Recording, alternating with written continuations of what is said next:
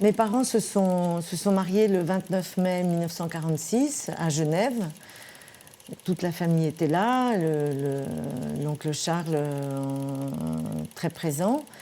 Ils se sont rencontrés dans cette ville, maman revenant du camp de Ravensbrück, libéré par la Croix-Rouge suisse, et pour retrouver son père qui était consul de France à Genève. Et mon père vivait à Genève, résistant, savoyard, éditeur au Cahier du Rhône.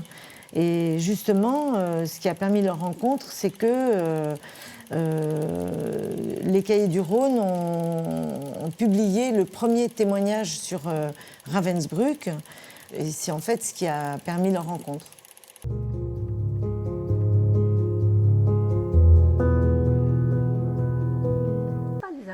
On ne savait pas, c'est quand j'ai fait les recherches qu'on a vu que le mariage était filmé. Isabelle ne connaissait pas ces images. D'accord. Vous compte, ça a été... Et son nom, porter ce nom de la résistance et presque pas être éclipsé, mais c'est un peu comme le rôle de la femme dans la guerre, c'est presque éclipsé. Bon, là, il y a un personnage, il y a Nora quand même, qui est par rapport au général, mais... Pour Geneviève oui. Non, mais je crois que... Je crois que d'ailleurs, c'est presque parce que quand elle a été déportée, à un moment donné, elle a pensé qu'elle s'en sortait pas. Hein. Alors, est-ce que ça l'a sauvée et que même le nom n'allait pas la protéger? Oui, c'est ça. Ouais, mais je ne peux pas parler pour... Oui, pour elle, Isabelle, oui. Voilà. Non, maintenant, je crois que c'était une fierté. Hein. Le père, c'était une éducation familiale qui portait, et son père aussi. Donc, elle, comme elle le dit au début, ça commence avec elle, dès qu'elle entend le Pétain. Oui, tout à fait. Voilà, elle se lève, quoi, hein, sur... C'est drôle cet engagement, oui, justement, voilà, des premiers instants. Il y a une éducation, il y a comme ça, familiale. Vous voyez, là, j'aurais... Enfin, en termes de travail, justement, je suis en train de travailler sur un livre.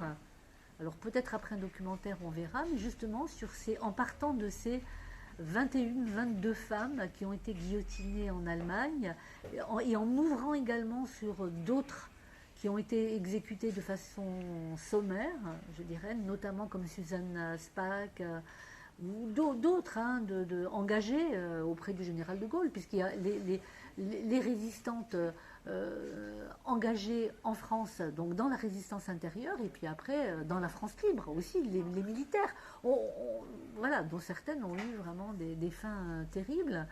Et voilà. Mais en restant comme ça je m'intéresse exclusivement en ce moment comme ça aux femmes qui ont eu justement, qui l'ont payé très cher, voilà, très très cher en termes de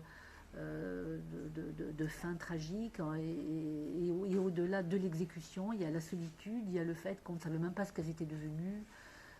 Pour certaines, on ne sait même pas dans quelle prison elles ont été exécutées, donc ça veut dire certaines, comme France Bloch, l'urne, c'est incroyable, enfin l'urne, ou en tout cas, elle a une tombe, France Bloch, aussi au camp du Struthof, en Alsace.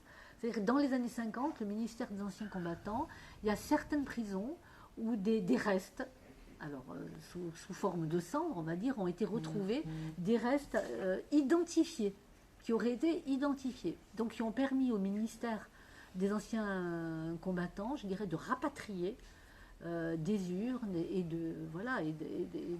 qu'elles aient une sépulture. Et donc c'est quand même pour les familles une forme, je dirais, quand même de soulagement. Mais d'autres, pas du tout. On ne sait même pas où elles ont été exécutées. Donc il n'est pas question de savoir au fond.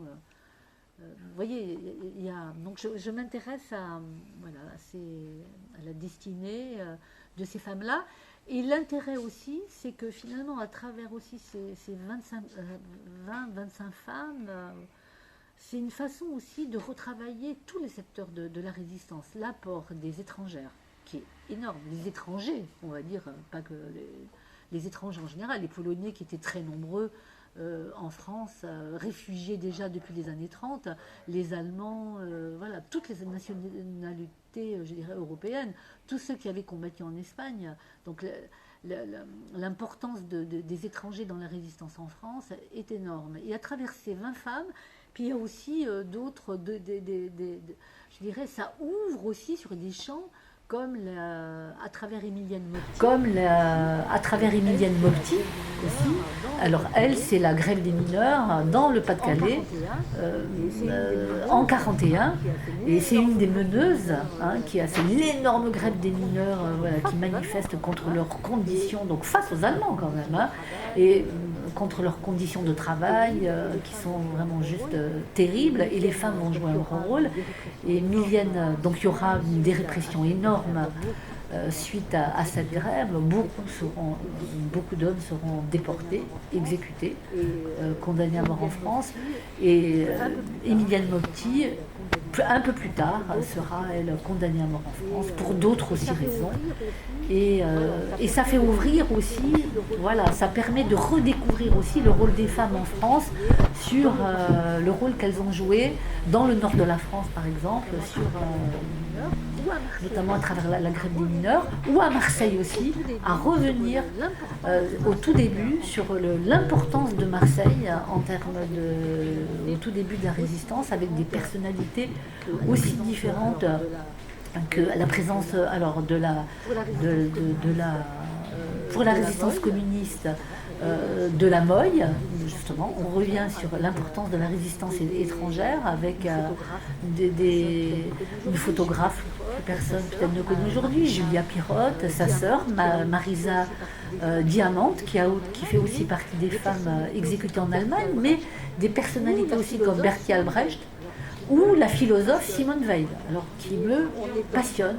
Moi, alors on est dans autre chose, et pourtant, et donc je m'attache aussi à travailler sur une personnalité telle que la philosophe Simone Weil, qui va partir aussi à Londres, rejoindre De Gaulle, et qui rêve, qui vraiment, qui est dans un état de santé extrêmement fragile, puisqu'elle a aussi la tuberculose, mais elle qui ne veut qu'une chose pour être conforme à tout ce qu'elle a fait dans sa vie, qui est une philosophe. Elle est philosophe, mais elle est dans le réel tout le temps.